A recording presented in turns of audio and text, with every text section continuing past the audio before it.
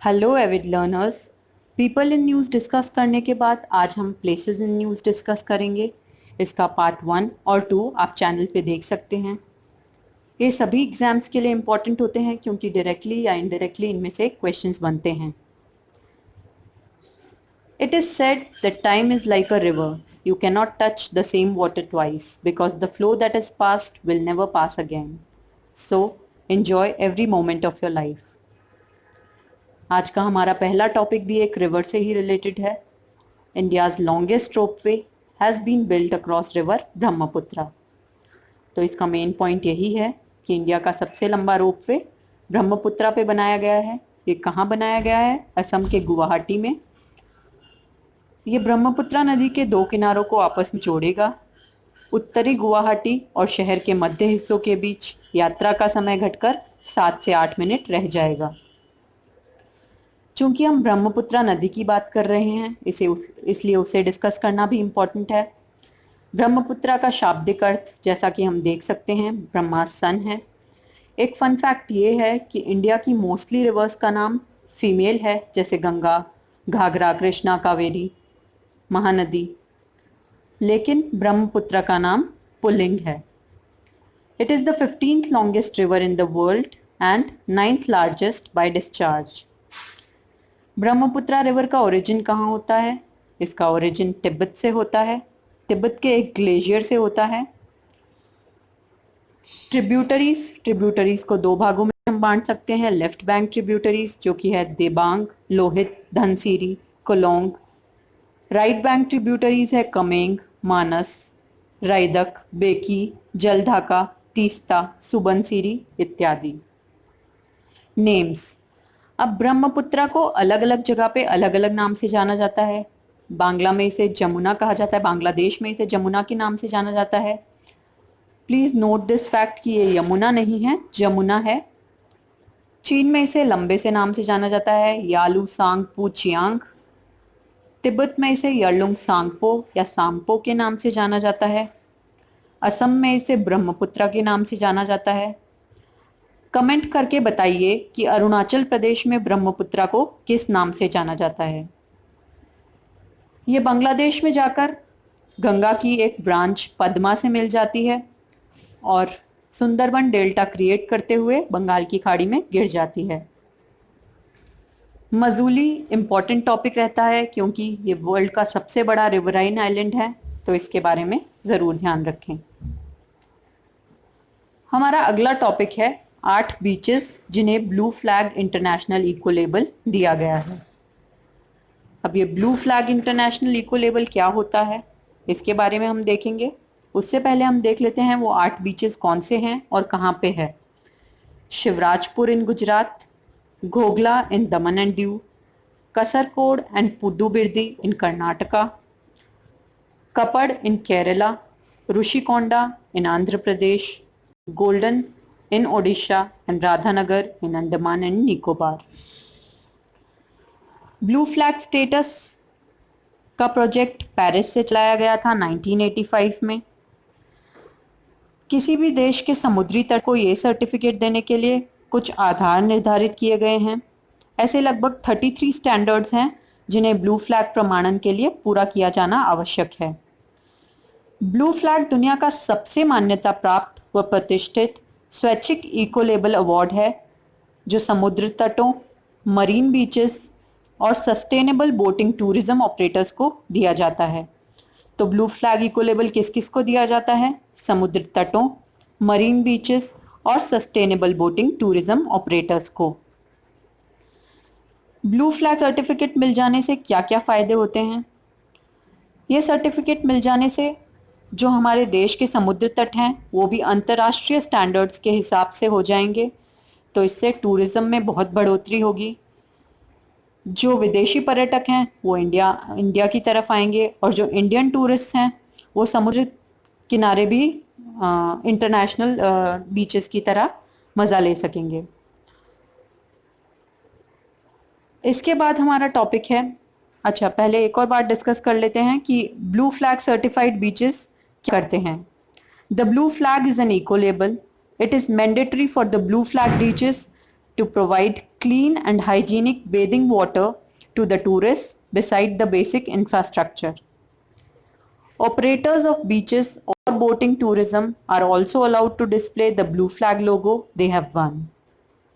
वो blue flag लोगो अपने beaches पे या बोट्स पे डिस्प्ले कर सकते हैं और उसी के साथ उन्हें क्लेanलीनेस और हाइजीनिक पानी का ध्यान रखना होता है.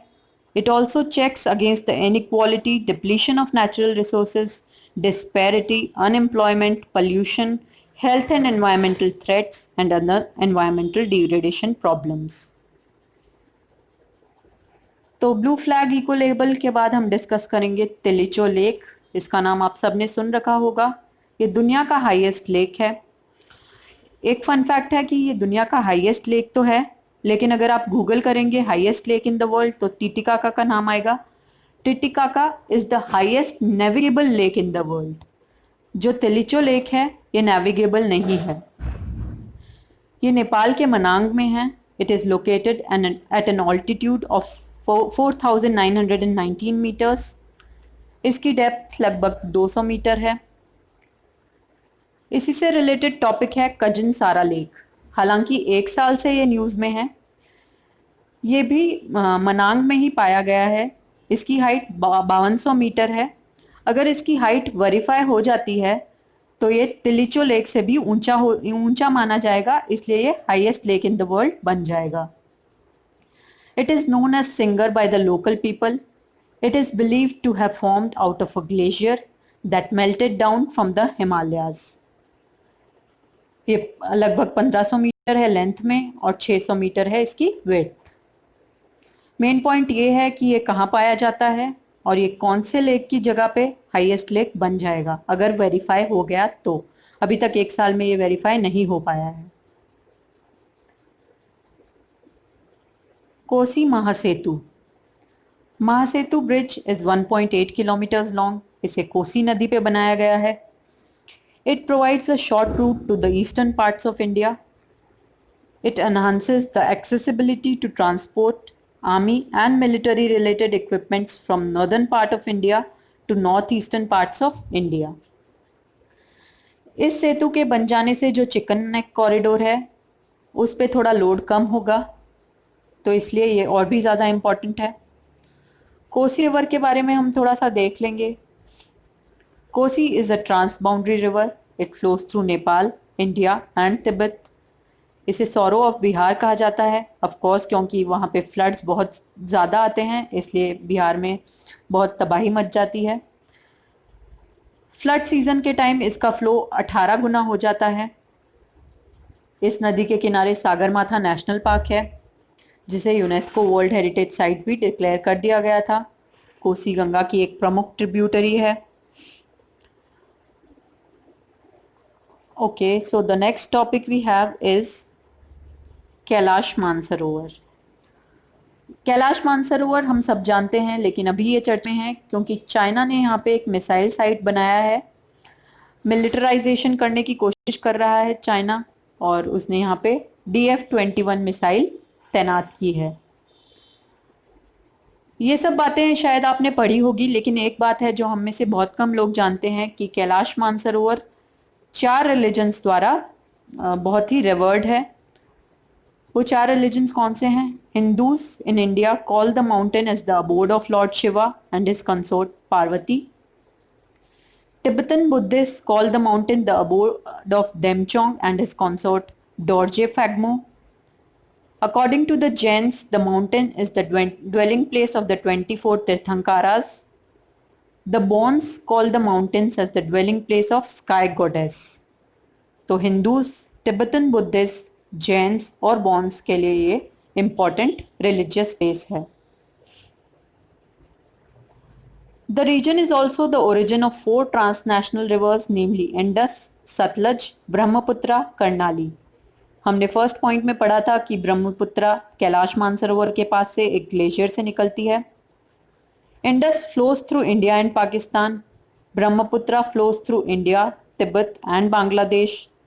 Karnali is also called Ghagra and is a trans-boundary river of India and Nepal.